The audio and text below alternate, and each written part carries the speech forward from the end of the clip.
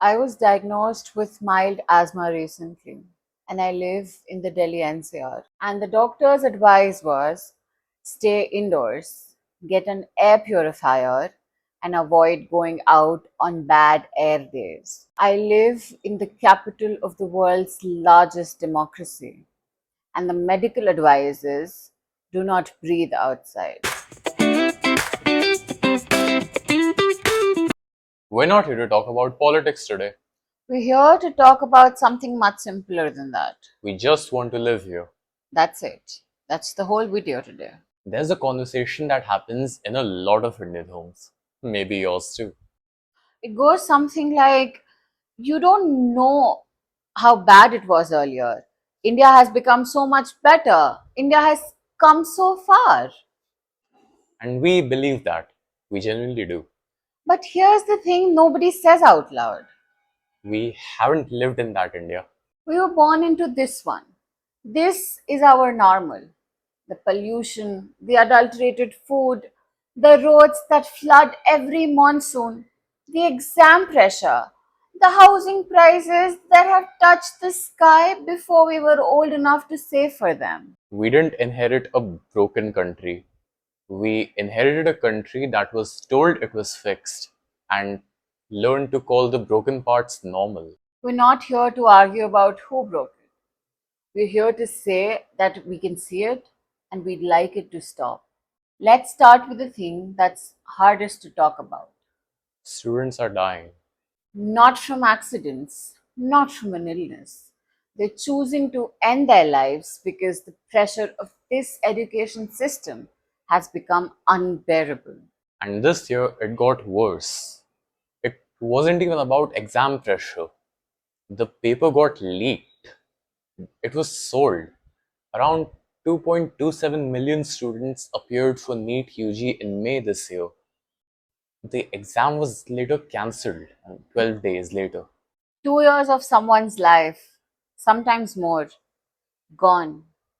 Not because they weren't good enough, but because people in charge of the system sold it. I went through the JE cycle. I know what it costs. Not just money, although it does, but it costs your sleep, your friends, your sense of self. You become the exam. Everything else just stops. Imagine doing all of that and then finding out that the paper was already out, that somewhere someone's kid had gotten the paper the night before, that the paper you sacrificed everything for was rigged before you even had the chance to sit down. I don't have words to know what that feels. I just know I don't want to imagine it. So these students weren't asking for something extraordinary. They were asking for a fair shot, one fair exam, and that's it. Yeah. And the people responsible for giving them that, the ones who took the money, who leaked the paper, who looked the other way, they're not the ones paying the price. The students are. And that's not frustration. That's not politics. That's just wrong. Let's talk about what's normal for people our age.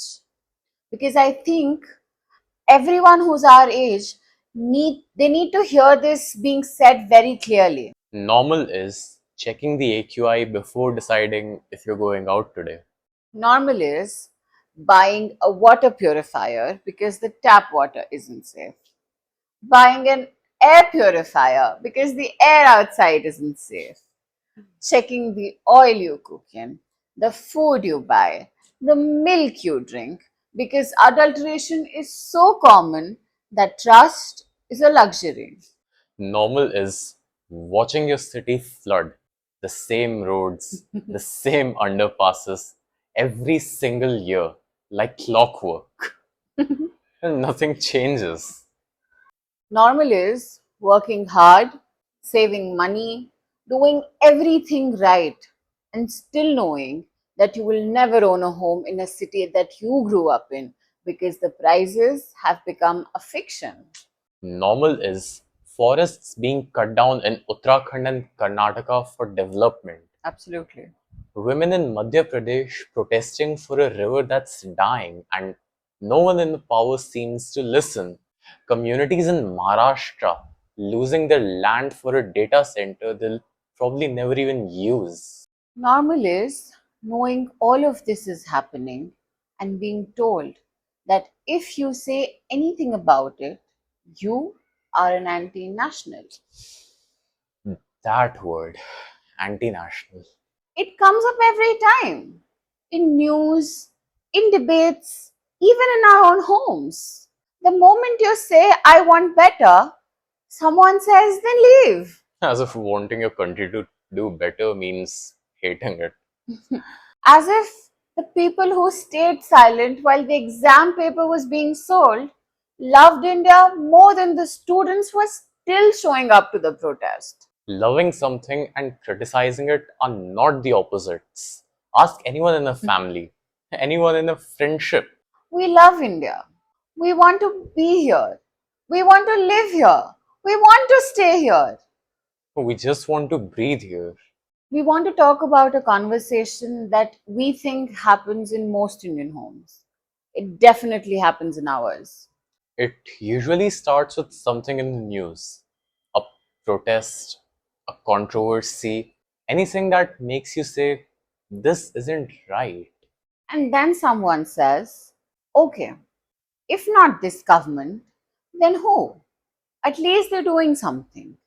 Things are better than before. You don't know how bad it was earlier. And then you try to explain, like, I'm not asking for perfect, I'm asking for basic. I'm asking for an exam system that doesn't leak. I'm asking for roads that do not flood. I'm asking for air I can breathe without getting sick. And the conversation ends the same way every time. Then why are you here in India? I've thought about this a lot, and my answer is yes and no.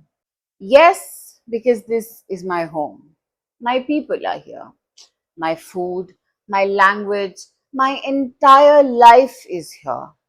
I do not want to leave. I want to stay. But also, no, because staying is genuinely hard. Delhi's air has given my sister asthma. The opportunities that would let us move to a place with cleaner air, a slower pace, better quality of life, they're rare. And even then, the infrastructure in most of India outside of the metro cities isn't even there yet. We're not leaving. But we definitely want people to understand that when we say we want better, we're not being ungrateful and we're not being anti nationals. We're being honest about what it costs to stay. And isn't that worth something? It should be. We want to be very clear about something.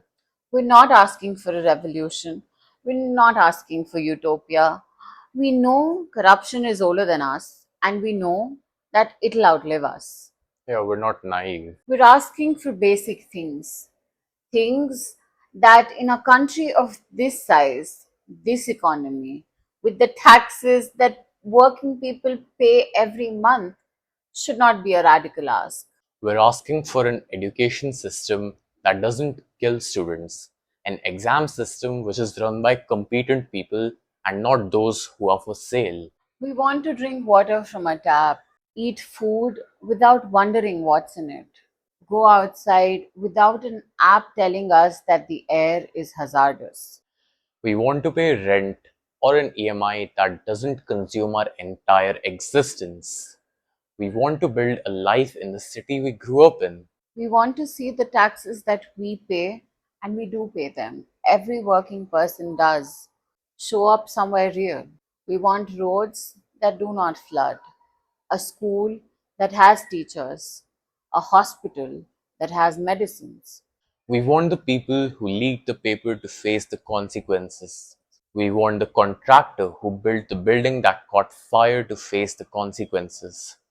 We want accountability to be a thing in reality instead of just in newspaper headlines and press conferences. We're not asking for the world. We're asking for basics. And the fact that these basics have become a protest slogan. That right there is a problem. Today, the education minister has resigned. And while that matters, The system that leaked the paper is still the exact same tomorrow. we started this channel because we are curious about everything, about the world and how it works, and why it works the way it does. And we've been curious about this since a very long time. What does our generation actually want?